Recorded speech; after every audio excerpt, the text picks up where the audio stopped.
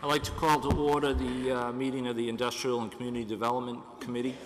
First item on the agenda tonight is proposed construction hours of operation. We have the building inspector here to just briefly tell us what's going on, what his thoughts are. Thank you, Council. Council Turco and I have been working on this just to get some reasonable hours of operations for a building permit. I think we came up with some good times. Monday through Friday, if I could discuss the hours. Monday through Friday, 7 to 6 p.m., 7 a.m. to 6 p.m. Saturdays, 9 a.m. to 6 p.m. Sundays, federal and state holidays, work would be requested in writing and shall be approved at my discretion. The new ordinance would be section 15.3 and would fall under the administrative section of section 15. Councilor Turco. Thank you, Al. Thank you for all the work here. I think it's pretty liberal policy. I think it's fair to the residents. I think the hours are very fair to contractors. And as far as leaving that open at the discretion of the building commissioner, I think that's the purpose behind that is so that, much to Council Walsh's point months and months ago, that we don't have a resident that comes in and says, I want to put in a window or a shed on a Saturday because that's my day off. He'll be allowed to do that at the building commissioner's discretion. So I think this works fine, and I'm very happy with it. Thank you. Any other comments? Councilor Walsh. Yeah, thank you, Mr. Chairman. Just so I'm clear, through you to Mr. Tellerico, and Councilor Turco just brought it up, but I just want to make sure that the resident is protected here. That really what we're trying to do is regulate the contractor who is, if I hire a contractor, those are his hours. But if I'm doing a little bit of work around my house on a Sunday or a Saturday afternoon, just want to be sure that that option is available to the resident. So as long as that doesn't prohibit that in these regulations, I'm good with it. Yeah, that's one of the main purposes we added that language, to leave it up to the discretion of the building commissioner, just to have that flexibility to allow, homeowners to do some small repairs around the house. I mean, that's the bulk of this is just to restrict large-scale projects. Thank you. Any other comments? Councilor Turco. Sorry, I meant to ask this, Mr. Chairman, through you to the building commissioner. Projects that are already in existence wouldn't be covered. They'd be grandfathered under when we had no rules, or would permits? I mean, as soon as we enact this, it'll go on the books. Anything prior to that, I will honor the times that they had, whether it was a special permit or reasonable hours. Right now, we do have some noise ordinances that we could play with. They're not as strong as what we have in front of us right now, but yeah, anything moving forward would fall under this new ordinance. Anything prior to this would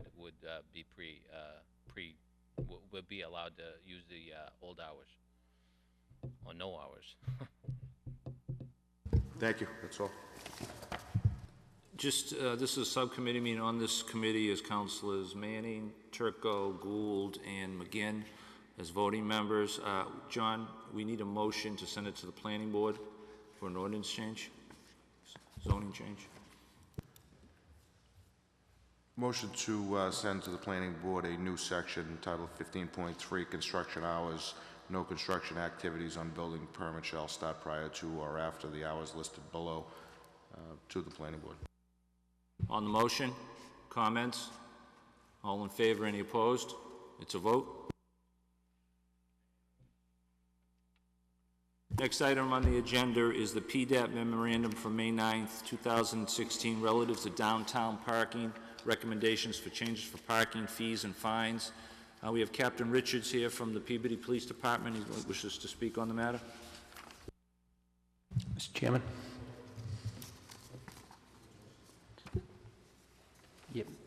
Thank you, Mr. Chairman. I was the one that had requested that this come back before the committee, and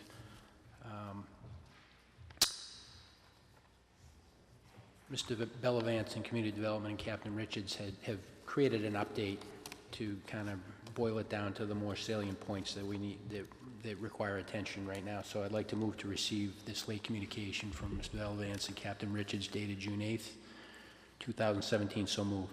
On the motion, all in favor, any opposed, it's a vote. I'd like to ask Captain Richards if he'd go ahead. Council McGinn.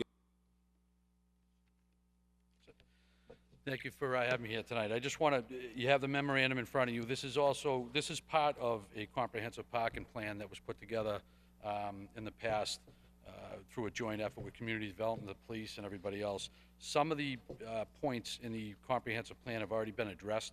So tonight, really what I'm here to address is our request to update the parking meter rates, to update parking meter time limits, update parking fines, and install the new meters on Railroad Avenue in front of City Hall. This document contains Table 1, which are the fee comparisons that exist now in Peabody compared to some other communities, and what the proposed fees will be. And Table 2 is also the fine comparison for tickets that we write, same breakout. My recommendation from the police side is to have these things put before the council. I'd like to have the city solicitor and community development engage in some activity to create the ordinance language that can be submitted to the council for passage so that we can have these changes take effect. Council McGinn. So, Mr. Chairman, in the interest of time, this would come back before this committee in the form of that proposed ordinance draft language. So I'd like to make a motion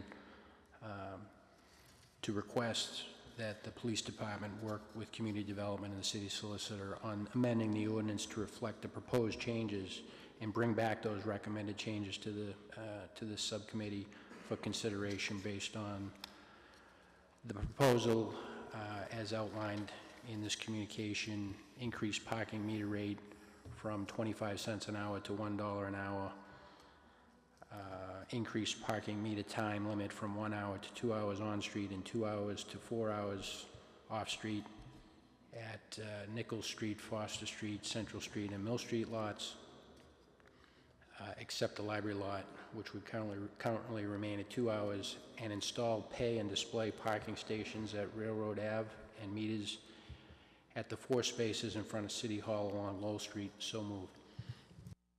Okay. On the motion, just to be clear, this is, Councilor Manning? Yep.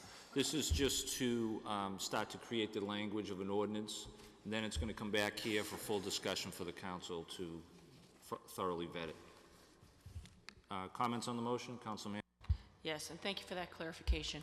But I wanted to know, we voted on this about a year ago, right? But we just never took any action? We didn't move it forward?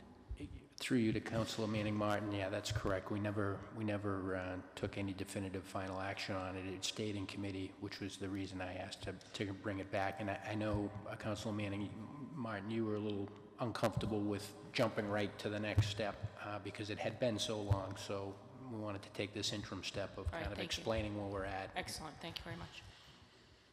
Councilor Gravel. I'm not on the committee yet, but I intend to support the motion. But I'd also like to ask Councilor McGinn to add to the motion a recommendation from the from community development as well as the police department on the changing out of all of the heads in the downtown area. I think looking at only limited places where we do display to park it might be short. No pun intended, might be shortchanging ourselves because those meters are a maintenance nightmare on Main Street. They haven't been changed in years, and you know the only reason you can go to $1, well, you could go more, but I mean it's all quarters, nickels and dimes. So it would be nice to see us modernize that a bit. So I'd like to hear their recommendations. Councilor McGinn. Thank you, Mr. Chairman. Through you to Councilor Gravel. Definitely remember that portion of the earlier request.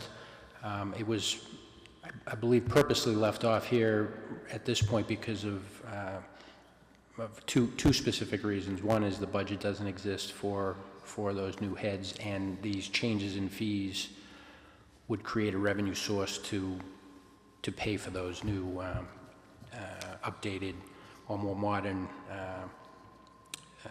meter heads. The second reason is that the existing ordinance already contemplate that the purchasing agent and the chief of police have the discretion to make that change without further council action. I think it's fine to come for, I would encourage the police department to come back with that recommendation, but they don't actually need us to act on it to make those changes when they have the budget to advance them. So if you'd like me to add to the motion a recommendation, I'd be certainly happy to do that. I'd love it, only because if we don't ask for that recommendation, we may get only what we asked for, so I'd at least like to see their recommendation, what the cost is, and So I'd add to the motion, request a recommendation for the modernization of the existing heads. So moved. On the motions, comments? All in favor? Any opposed? It's a vote. I'll entertain a motion to adjourn.